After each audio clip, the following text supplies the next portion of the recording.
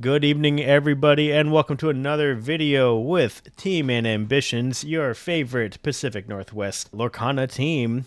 We have a nice video here to talk about the news of the week, which is the announcement of the LCQ, or the Last Chance Qualifier, and the North American Championships. Joining us once again, the one and only sleepyGary, Dylan Lindner. How are you doing, Dylan? Excited. I have 2 days off because of the holidays, so it's going to be nice.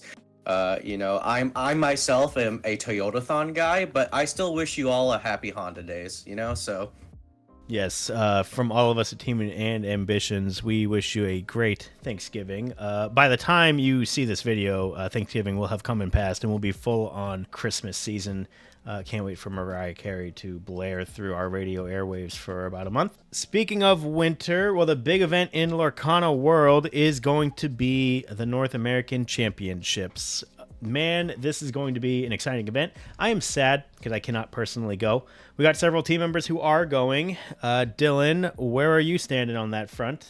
I am for sure going. I was planning to be in California anyway to visit some friends, visit some people, and I was like, you know what? I'll just go to the LCQ. Why not? I'm there anyway. Barring that I do get a ticket. I think there's only about, 900, they said, tickets on sale? But if I get a ticket, I'm going. Yes, we will get into that. Well, first and foremost, one, this is a little inconvenient in terms of announcing an LCQ not a month and a half from the event. Now, we knew the date, so a lot of us knew the date. We knew it was going to be January 10th to the 12th. We knew it was going to be at Disneyland Hotel from D23 when that was happening in August. So we've known about this event happening for a while. The problem is we didn't know any details. Like, if you're one of the 96 or however many fortunate ones who got a qualification or an invite through DLCs, it didn't apply to you. So, you already have your email that gives you your room block and so on and so forth. For the rest of us humble folk, we have to slug it out at the LCQ, or the Last Chance Qualifier. We're going to be using the term LCQ just because that's easier to say. January 10th, that is the date of our LCQ. We'll throw it up here onto the screen, and we're going to talk about the format. So first of all, pretty hefty cost. You do get your Dragonfire. That is nice. So that is your entry fee. Dragonfire? Mm-hmm. You do get a Dragonfire. You get a goodie bag, which all attendees get, which has your lanyard, which if you've went to a DLC is not going to be anything too special. It's the yellow lanyard that is attached to your attendee badge or your competitor badge. But you do get some cool swag. You get your Cinderella pin. It is an exclusive pin to the North American Championships. That is pretty cool. You do get 2 Turbo Zone tickets, which we will get to, basically side event tickets. So that's already value there. And you get a promo, the Mickey True Friend signature promo card. Now, what makes this one so unique? There's no flavor text. It's just a signature line. So you can actually go to Disneyland on that trip, find Mickey, and have him sign it. Actually pretty cool that they made cards that give you the opportunity to experience having characters sign them. That's fun. So, to me, it seems like, at least price-wise, you're effectively just paying for the Dragonfire in the price and then also being able to play the tournament if attendee and main event are, the same, basically. Yep. The extra cost in the LCQ is basically the Dragonfire and the ability to play in the LCQ. Let's talk about the format. That is what we're all here to talk about. You might be a little jarred at how difficult this format might be by comparison to a DLC. It is 32 pods of 32 people for 32 slots for the North American Championships, which will happen the next day. So what does that mean? So they're going to simultaneously run 32 different tournaments of 32 people that are all single elimination. If you do the quick math on that, that means every 32-player pod will have a single qualifier that will automatically get into the North American Championships the next day.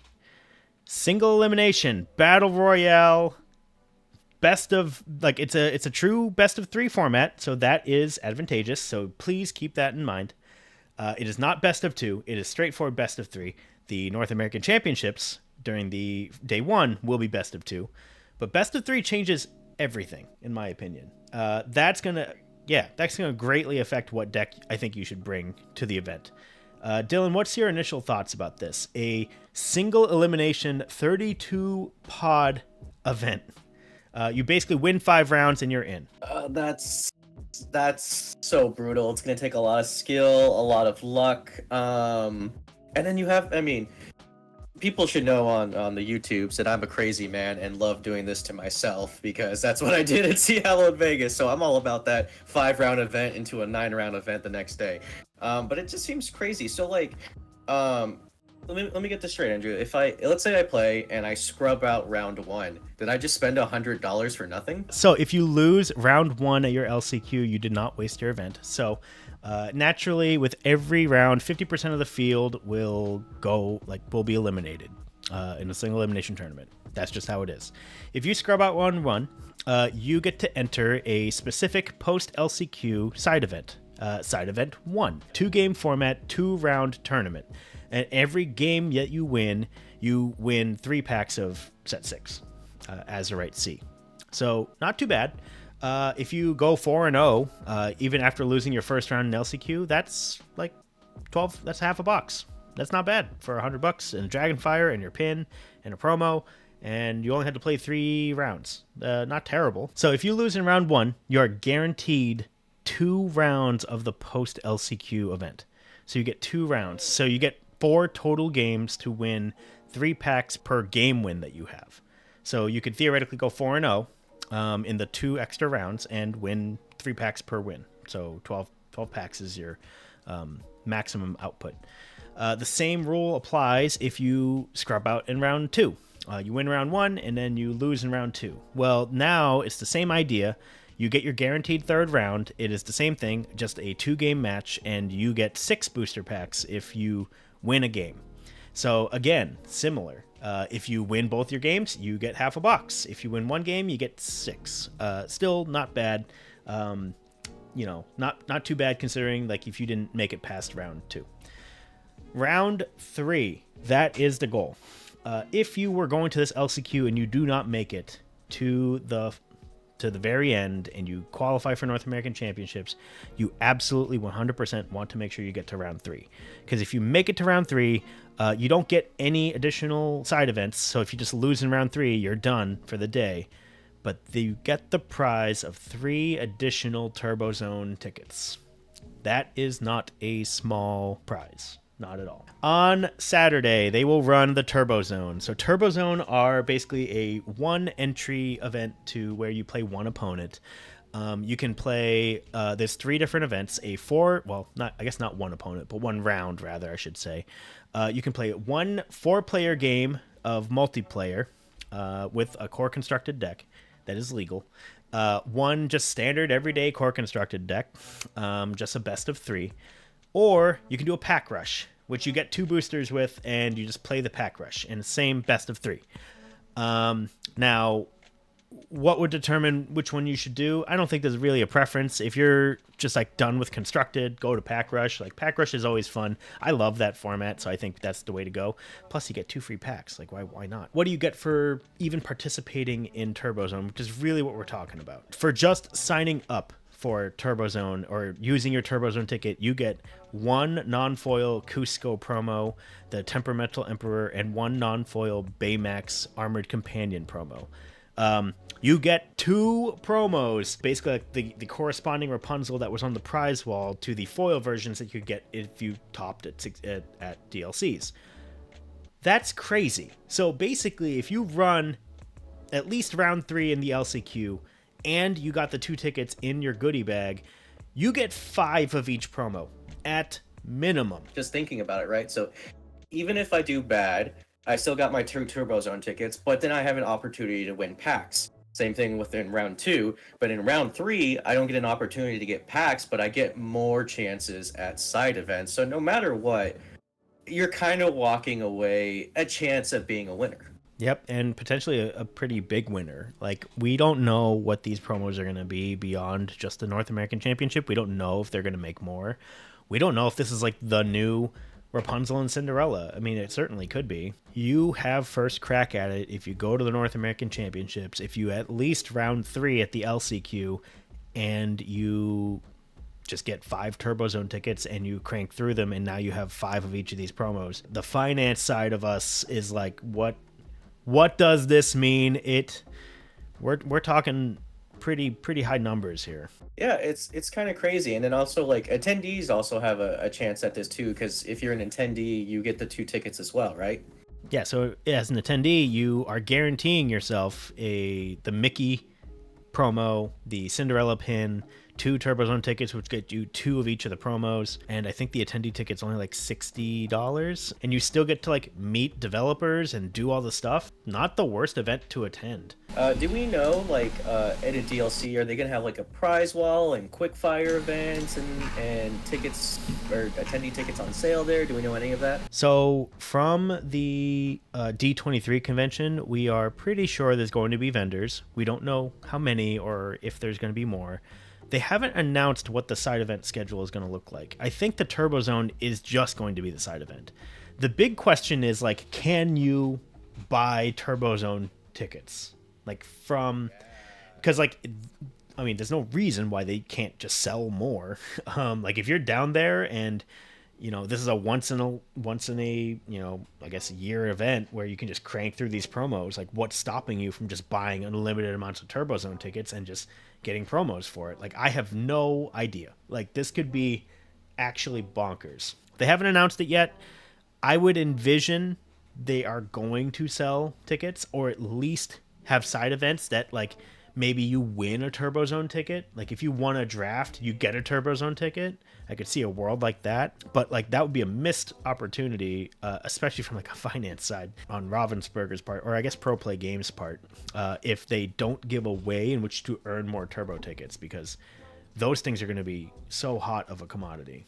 Yeah, I could definitely see, like, instead of prize tickets, it's turbo tickets now on the line. That makes a lot of sense. That'd be really cool. Is there anything else about the LCQ that I should know about? If you indeed qualify, like, let's say you won your 5 matches, it is 5 total matches. You can do the math.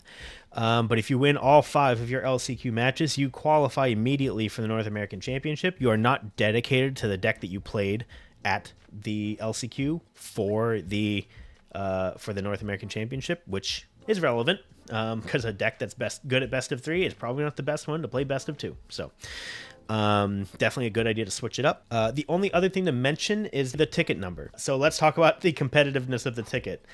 It will release on Friday, this Friday, Black Friday, I guess by the time this opens today, at 8 p.m.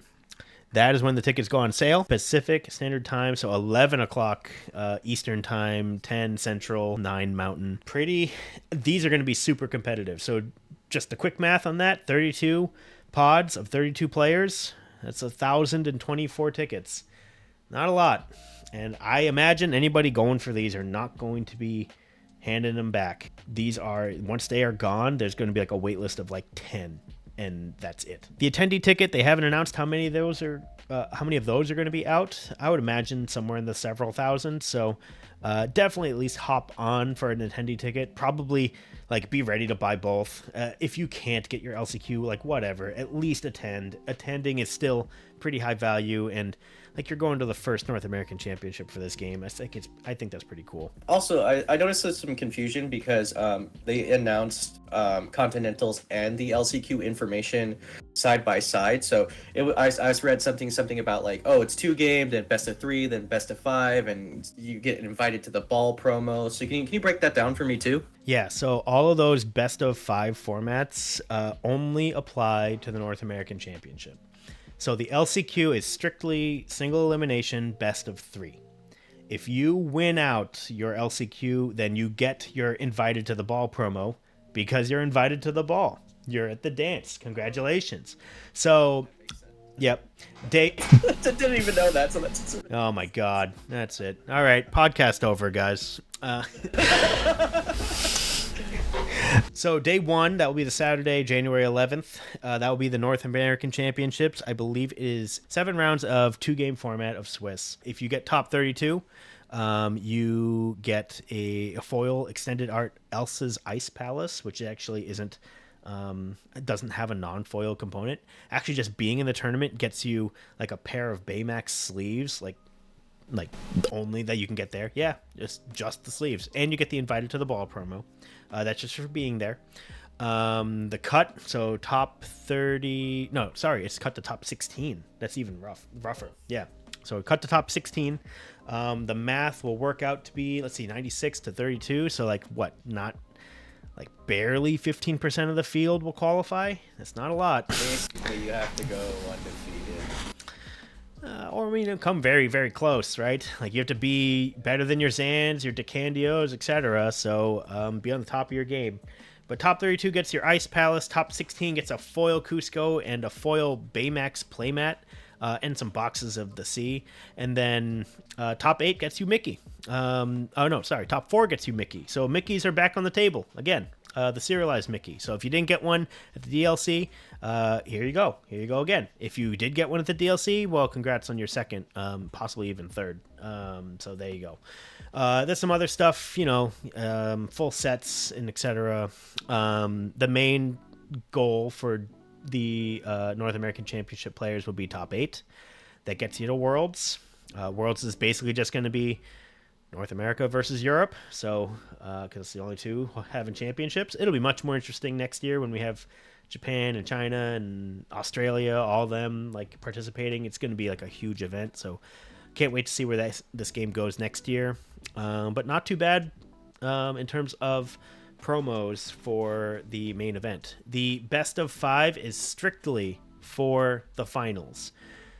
So the very last match of North American Championships is just the final, and that will be best of 5, which is actually kind of cool. It feels like a big showdown at that point. I think that's all the information I have about the LCQ and the North American Championships. Dylan, what are your thoughts in terms of the format, the punishing LCQ, the promos, whether or not these things are going to be seen again? Like, I'm pretty upset that I'm not going to the LCQ. I don't even know how I'm going to get my hands on a Baymax and a Cusco as someone who tries to collect the promos. I don't even know why. I don't even have the D23 promos, but here we are.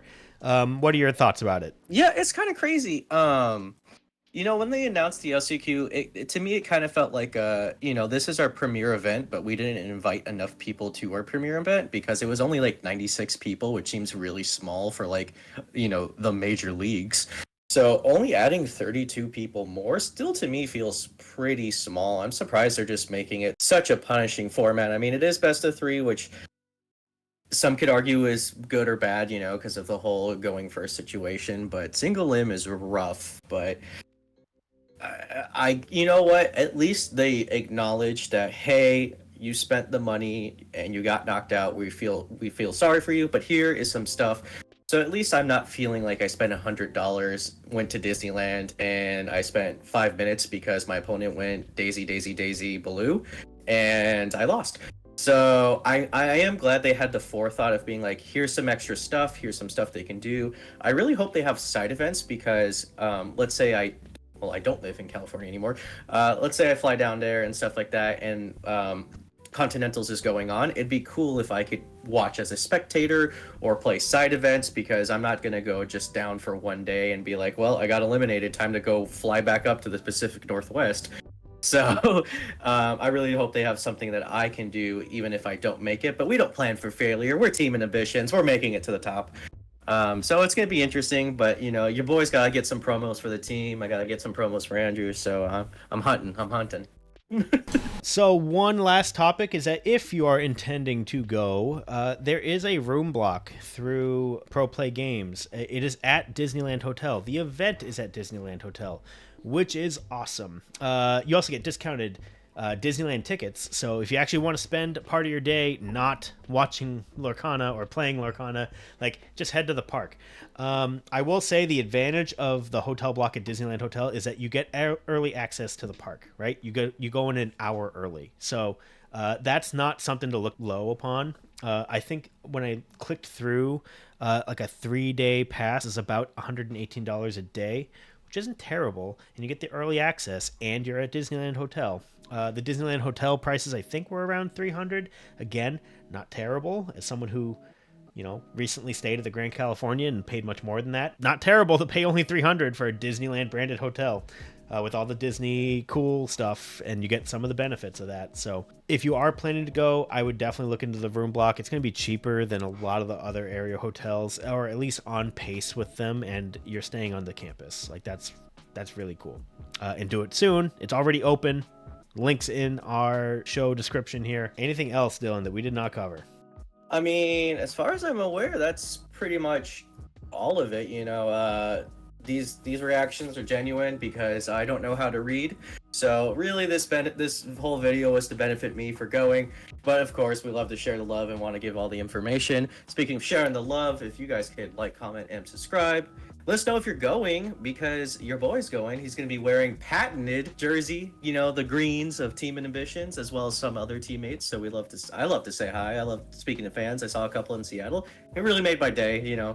So, and I wish everyone a good luck. May the odds ever be in your favor, because single limb is brutal.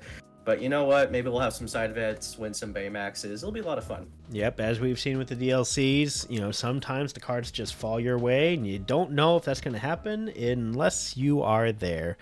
Dylan, thank you so much for joining. Thank you all for watching. We will maybe see you at the LCQ and the North American Championships. You all have a good night.